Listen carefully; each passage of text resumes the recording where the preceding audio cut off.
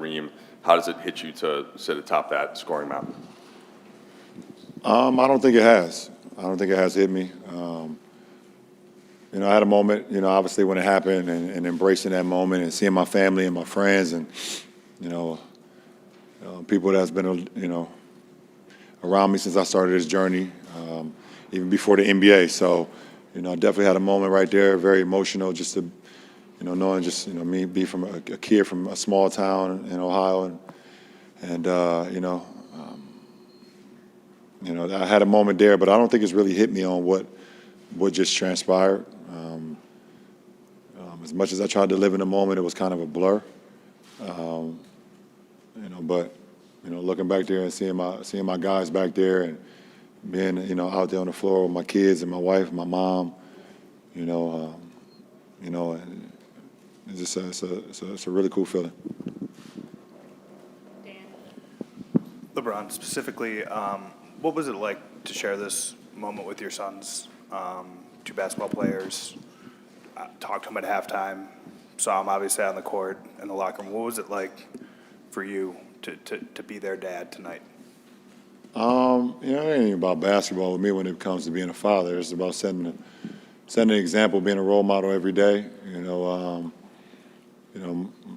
It's a 24-hour, 7-day a week thing, and basketball has given me a lot, has taken me all over the world, has inspired a lot of people. But for me, being a father is something even way more dynamic, way more driven than the game. So I try to set an example, by how I treat their mother on a day-to-day basis, how I treat their grandmothers, how I treat their little sister.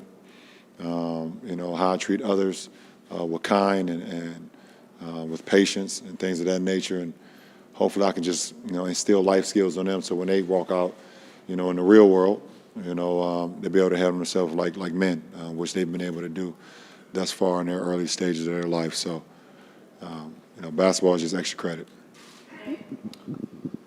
LeBron, there was a ton of anticipation leading into tonight, and we get late in the third quarter, you're shooting it well, 34 points already, and it's the moment's upon us.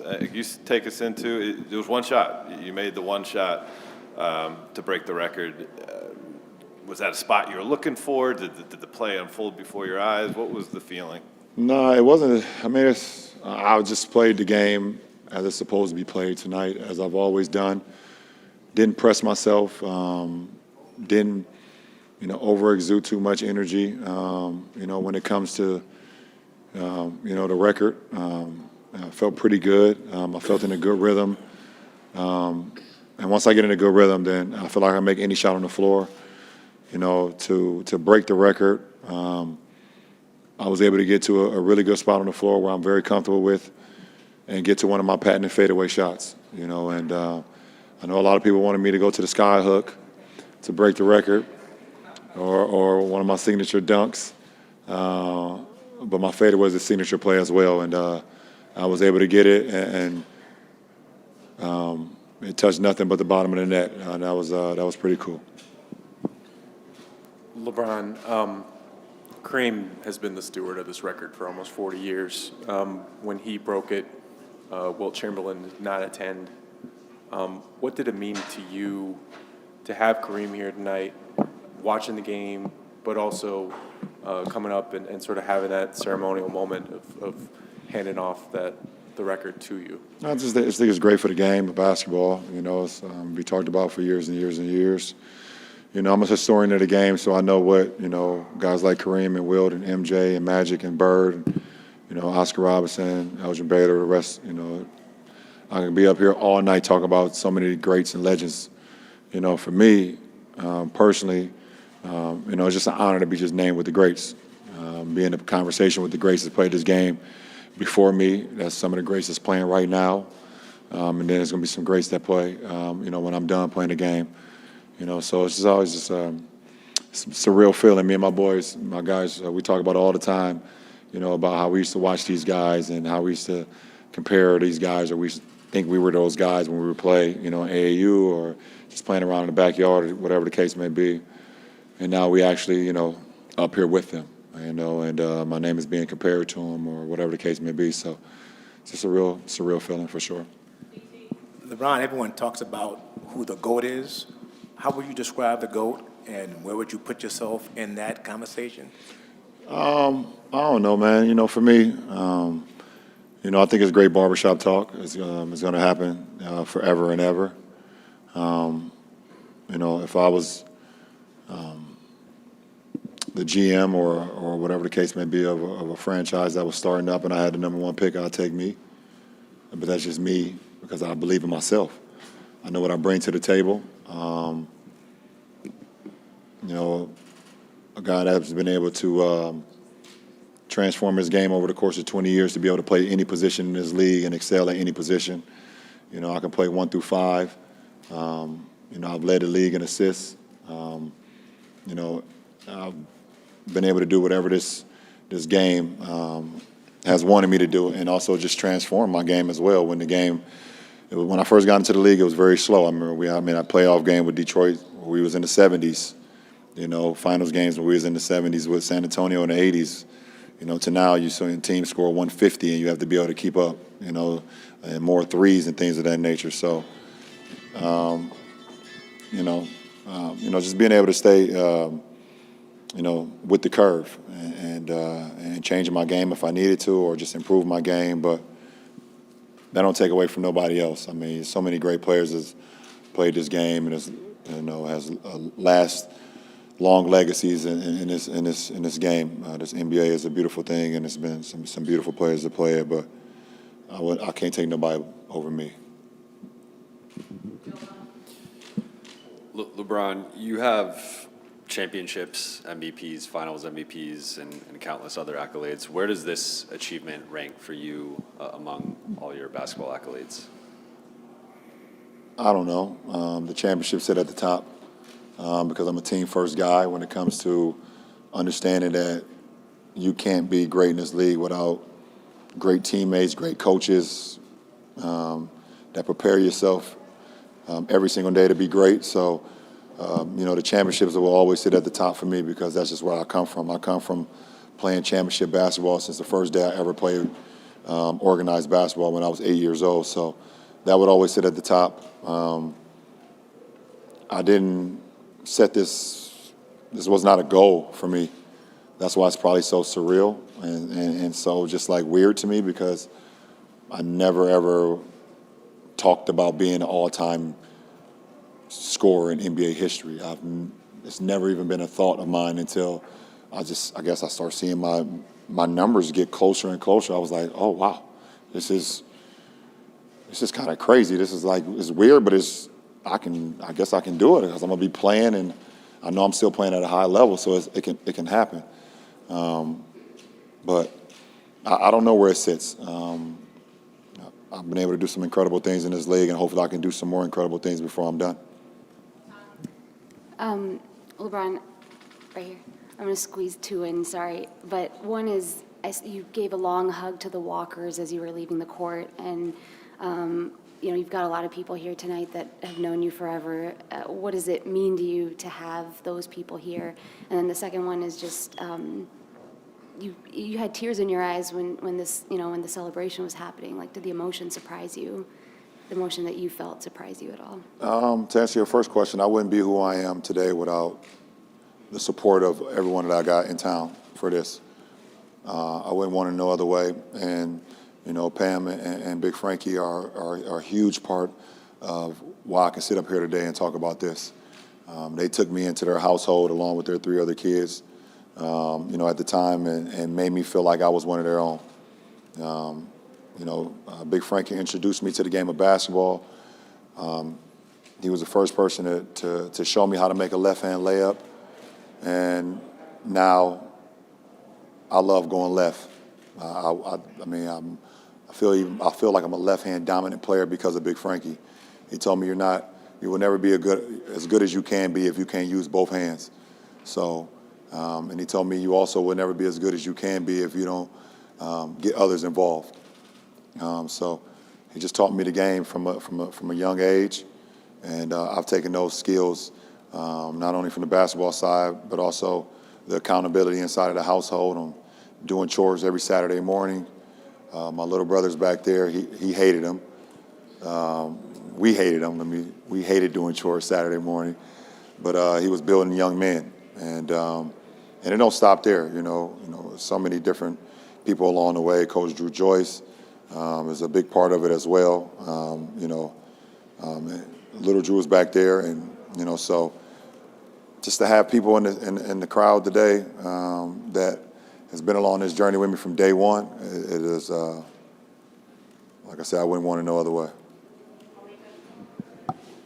LeBron, I can only imagine still trying to process all of this, but when you are maybe thinking about, I don't know if it's a future grandkid or a child who is looking up to you and what you've accomplished, the story or the moment of tonight, what is that one thing that is sticking out to you the most?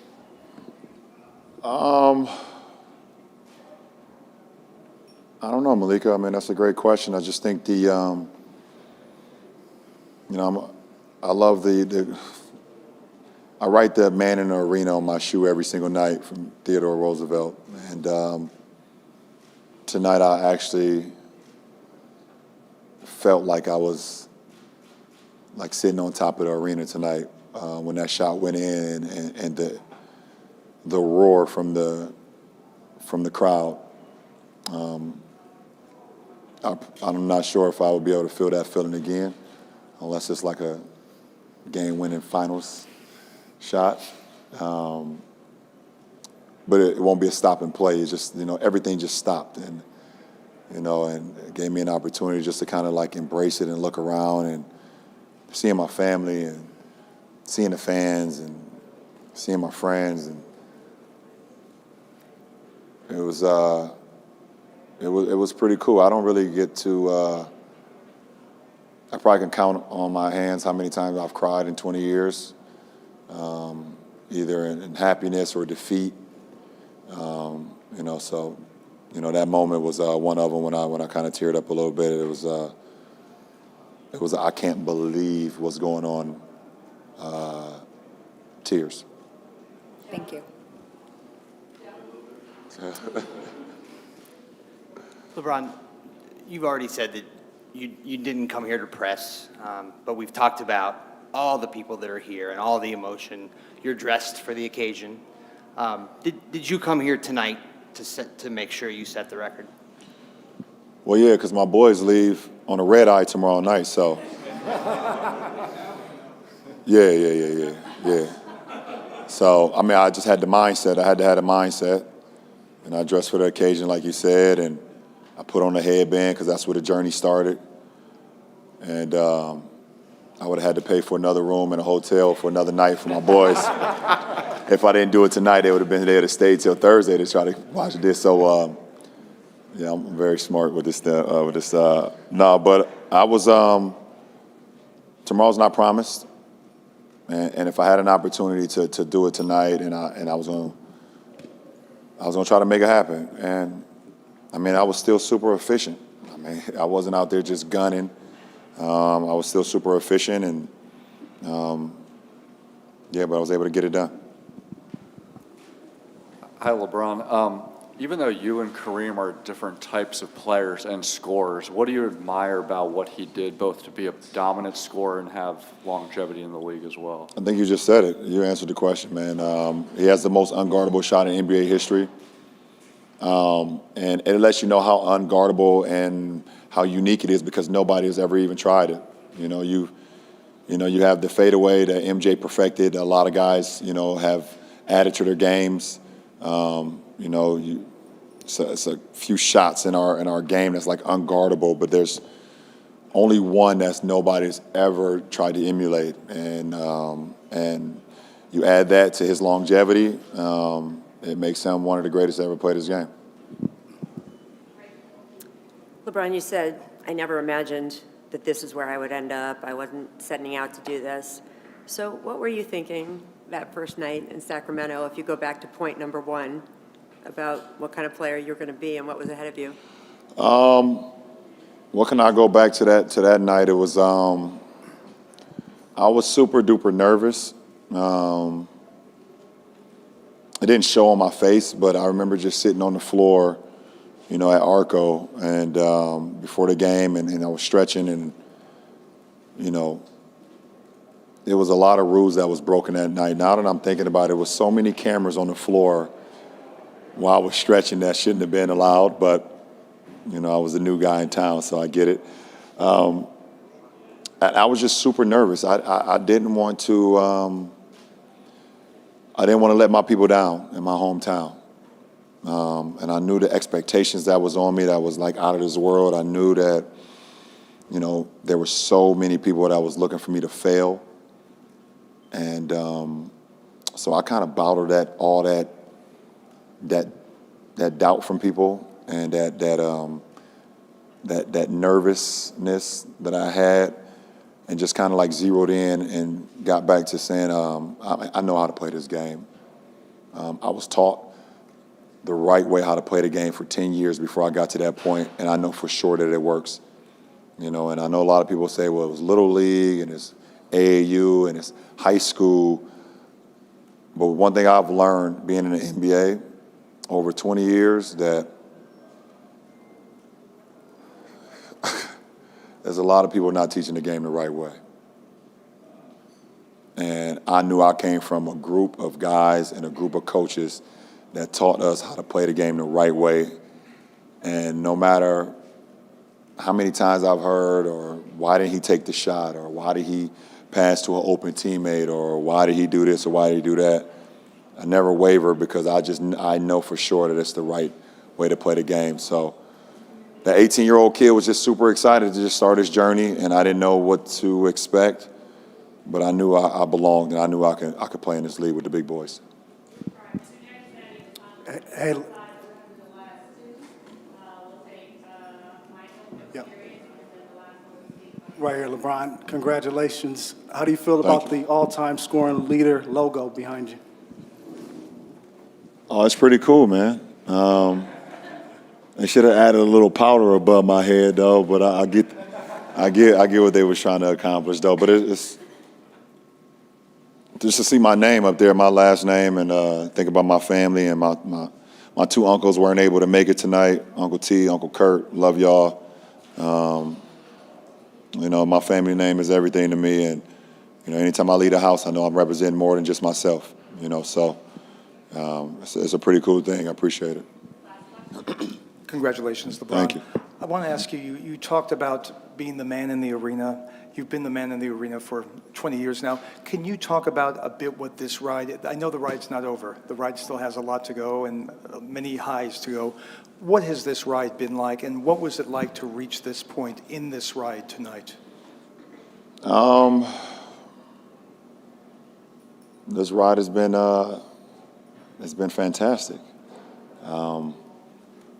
We have a place in our home, not in our hometown, but not too far away from our hometown in Sandusky, Ohio, called Cedar Point.